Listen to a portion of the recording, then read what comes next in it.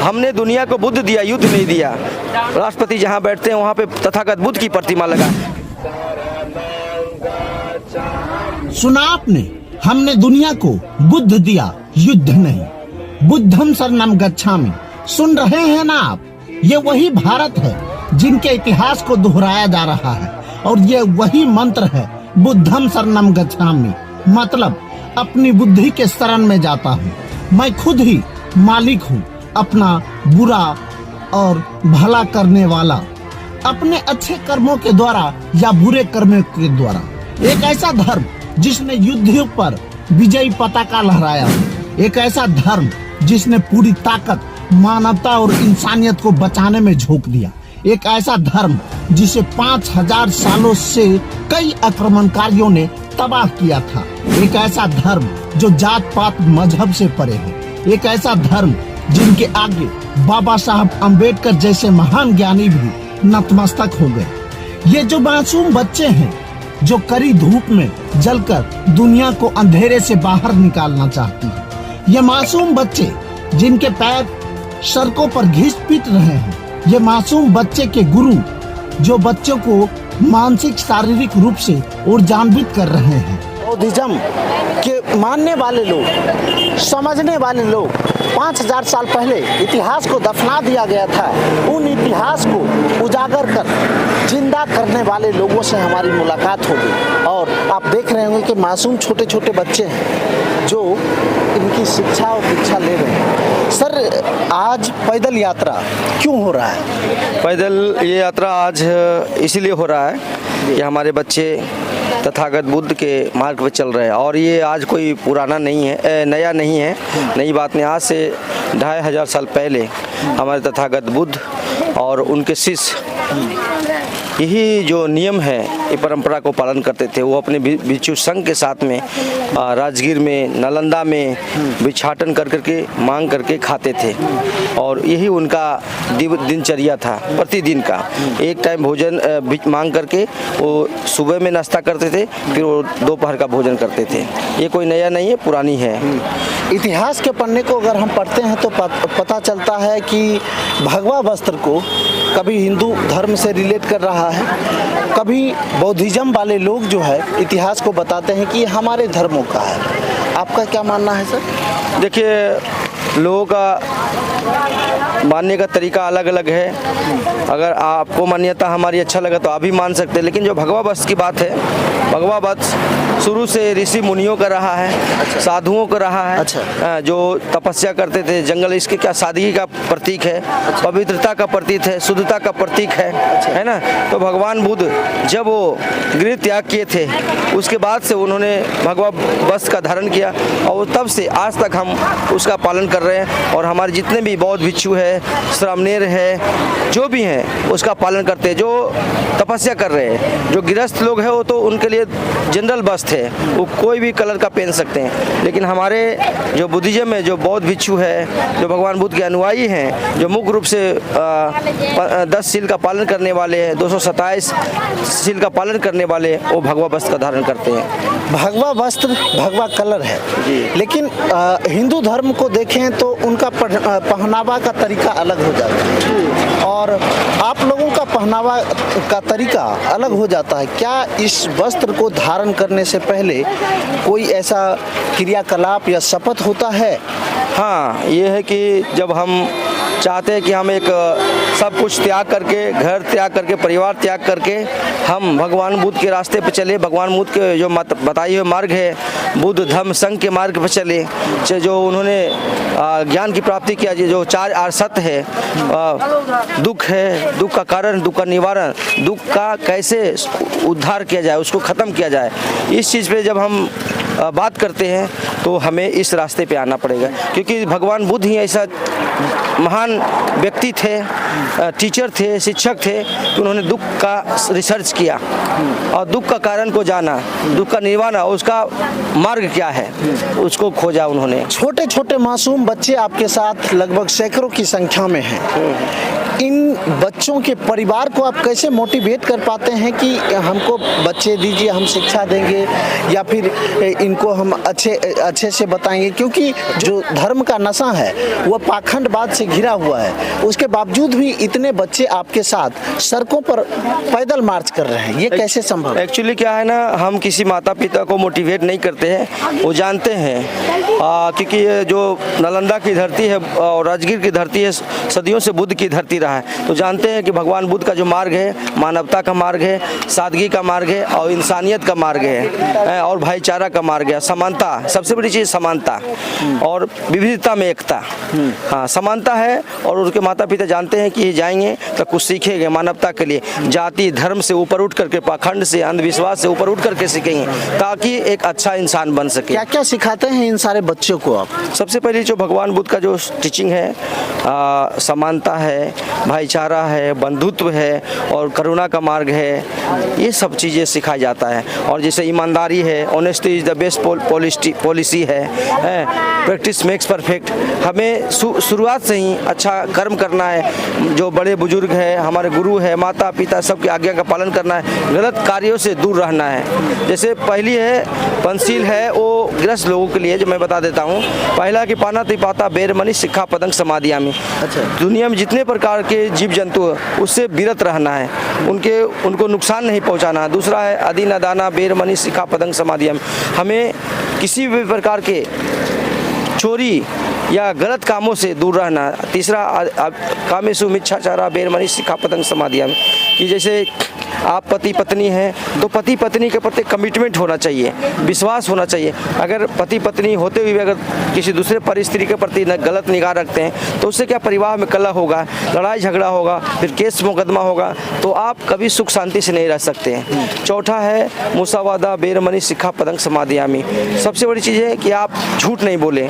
आजकल लोग बातों बातें पे झूठ बोलते हैं, एक झूठ छिपाने के लिए उसको 100 झूठ बोलना पड़ता है। तो ये चीज़ें ना लोग में गलत, समाज में गलत मैसेज जाता है। लोग विश्वास, अरे ये तो झूठा आदमी है, बहुत बोलता है, झूठ मूठ के बोलता है, तो लोग समाज में उसमें विश्वास नहीं करते। भरोसा। सवाल ये भी है कि आजकल हम देख रहे हैं कि छोटे छोटे बच्चे मानसिक स्थिति से ग्रस्त हो जाते हैं। वो मानसिक उसका जो परिपक्व है वो झेल नहीं पाते हैं, जिसके कारण आत्महत्या जैसे कगारों पर पहुंच जाते हैं। कोई फांसी लगा लेता है तो कोई कुछ कर लेता है। हाँ, एक और जो रह गया हमारा जो पंचशील का है। अच्छा। पांचवा जो है काम सूरा में रैया मज्जा पमा डठाना बेरमणि सिक्खा पदंग समाधियामि।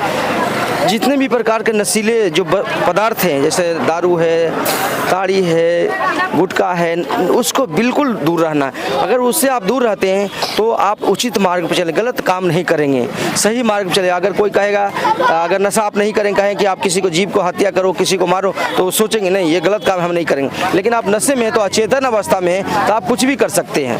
और जो आपने बोला कि आज लोग, बहुत सारे स्टूडेंट हैं डिप्रेशन का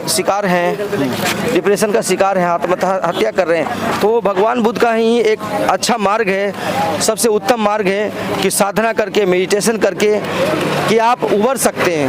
आजकल कोरोना में आपकी बात आपको बता रहा हूँ, कोरोना में बड़े बड़े एक्टर लोग को जिनको रोजगार छीन गया, काम धंधे चौपट हो गए, सब कुछ लूट गया, फिर भी उन्होंने बोला कि हमारा एक ही है विपස්සना, जो ध्यान भगवान बुद्ध का मार्ग, उसे हमें बचाए, ना तो हम कब के मर जाते, कब के आत्महत्या कर देते। आजकल आप सुनते हो कोटा में बहुत सारे स्टूडेंट IIT की तैयारी और IIT के बीटेक की तैयारी करने वाले, कोटा में MBBS की तैयारी करने वाले छात्र घर के दबाव से, प्रेशर में, बहुत सारे किताबों के बोझ से डर करके उन्हें एक ही रास्ता चुनता है, आत्महत्या के। लेकिन अगर आप सही से ध्यान लगाते हैं, विपස්සना करते हैं, तो इससे उबर सकते हैं, आप अपने पे काबू पा सकते हैं, अपने आप को मजबूत बना सकते हैं और आत्महत्या के लिए नहीं कर, क्योंकि काम करने के लिए बहुत रास्ते हैं, बहुत तरह के रास्ते उसको चुनाव कर सकते हैं। उसके लिए हमारे भंते जी हैं पटना से, जो बुद्धा स्मृति पार्क है जिन्होंने नीतीश कुमार बनाया है, वहाँ पे रहते हैं और इन्हें गोयनका जी का जो विपස්සना जो चलता है सेंटर, 10-12 दिन का जो कोर्स होता है, वो आकर के बच्चे को सिखा रहे कि अभी से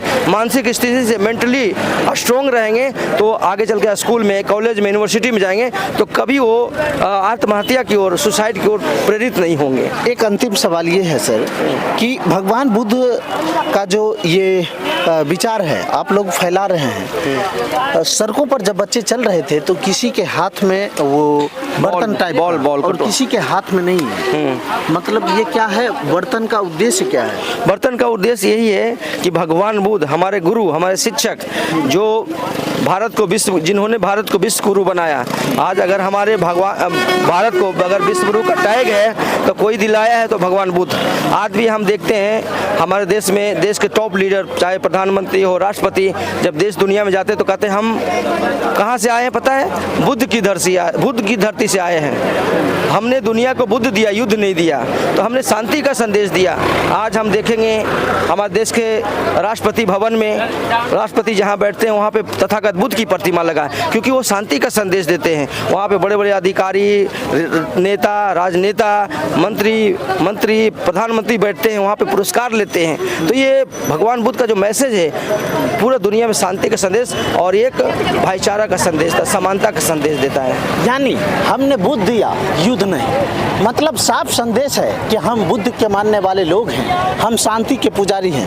पटना से आए हैं, कैसे आप बच्चे को शिक्षा दे पा रहे हैं? देखिए, बच्चे को शिक्षा देना बहुत आवश्यक है। आजकल कहीं न कहीं बच्चे जो है गलत रास्ते भटक रहे हैं। उसका कारण है कि उसको सही शिक्षा, मतलब जो चरित्र निर्माण है ना, ये नहीं दी जा रही है। तो चरित्र निर्माण के लिए हम उनको पंचशील के बारे में बताते हैं, उसके बाद ध्यान साधना करवाते हैं। ध्यान साधना करने से क्या होता है कि स्मरण शक्ति बढ़ती है। हम कहीं भी एग्ज़ाम देते हैं तो एग्ज़ाम जब देने जाते हैं तो कहीं ना कहीं हम पढ़ा लिखा सब भूल जाते हैं, ये बड़े हो या छोटे हो, सब की बात है। तो जब हम ध्यान करते हैं तो हमारी मेमोरी पावर, याददाश्त शक्ति है वो बढ़ती है। भारत में भगवान बुद्ध के जो विचार हैं वो धीरे धीरे समाप्त होते चले गए, लेकिन कोई और धर्म की बात कर लें तो उनका उद्भव होता चला गया। आखिर समाप्त क्यों होता चला गया भगवान बुद्ध के? देखिए, भारत में भगवान बुद्ध के महापरिनिर्वाण के 500 वर्ष तक जो भगवान की शिक्षा थी शुद्ध रूप में वो चलती रही। उसके बाद सम्राट अशोक के बाद भारत में जो है भगवान बुद्ध की शिक्षा का यानी कि मूल रूप में पालन करने वाले नहीं रहे।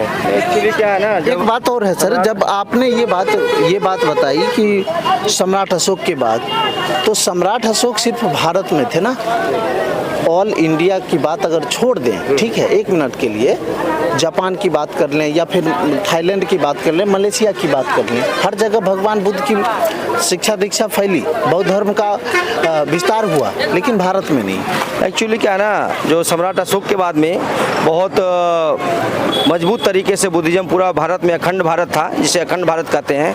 आज कश्मीर से कन्याकुमारी तक हो गया, अफगानिस्तान हो गया, पाकिस्तान हो गया, मिस्र तक, सब जगह था, फैला था। लेकिन सम्राट अशोक के मृत्यु के बाद में उस तरह का कोई राजा उनके जैसे मजबूत इरादे को नहीं आए।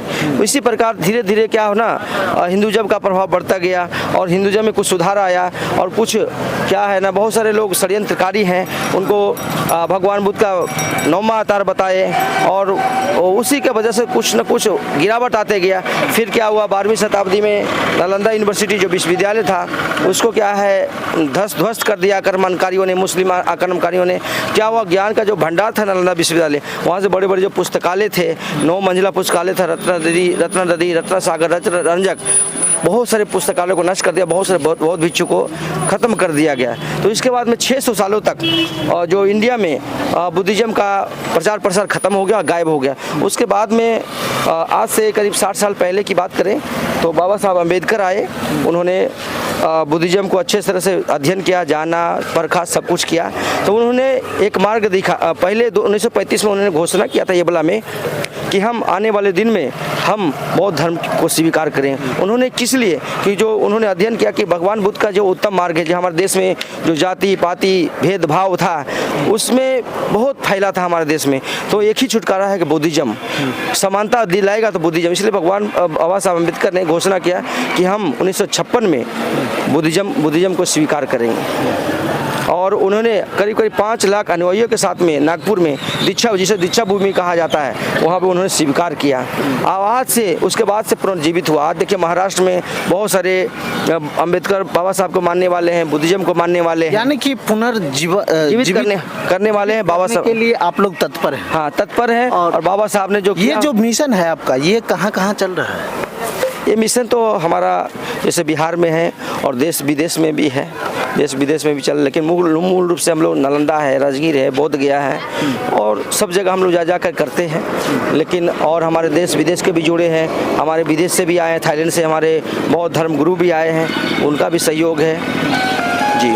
तो लगातार आप देखिए कि बौद्ध धर्म से संबंधित जो व्यक्ति हैं, जो शिक्षक हैं, जो गुरु हैं, वो शिक्षा दीक्षा देकर बौद्ध धर्म की जो वो नींव थी, उसी नींव को जिंदा करने में लगे हुए हैं। तब तक के लिए आप देखते रहिए देसी तंत्र न्यूज।